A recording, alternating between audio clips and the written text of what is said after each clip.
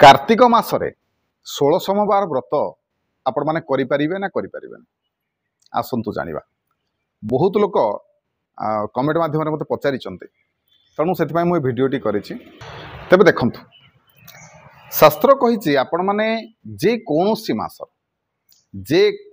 मासर सोमवार रे करि परिबे ये जो व्रत को करि परिबे से श्रावण हो आश्विन हो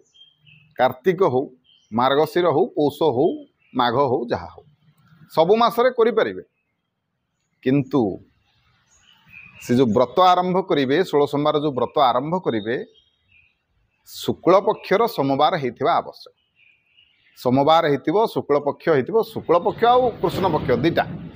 गोटे आलुओ पक्ष गोटे अंधार पक्ष तो शुक्ल पक्ष समय रे सोमवार हेतिबो शुक्ल पक्ष हेतिबो आपण माने व्रत आरंभ करिवे किसी असुविधा नहीं। कार्तिक मास भी करें कार्तिक मास बहुत पुण्यर मास किंतु सबुठु अधिका शुभ हुए कौटे ना श्रावण मासरे आरंभ करवाटा बहुत शुभ बोली आम समस्त विवेचना करते तेणु श्रावण मासरे करवाटा शुभ किंतु यदि श्रावण मासरे तो समस्त करें ना सुविधा अच्छी असुविधा अच्छी तेणु जदि चाहिए आपने कार्तिक भी करें किंतु शुक्ल पक्षर करेंगे जदि शुक्ल पक्षर करेंगे ताले जो कार्तिक मास तो अल्प दिन पर आरंभ हम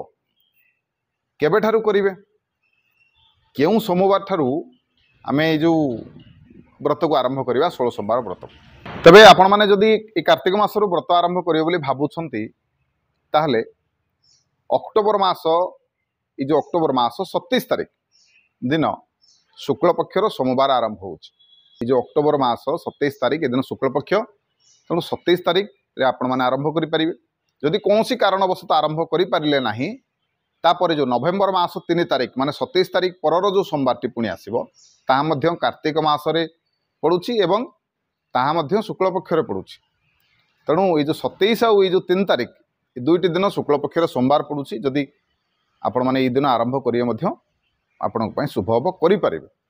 वीडियो भल लगे वीडियो को आज्ञा समस्त शेयर करेंगे वीडियो को लाइक करेंगे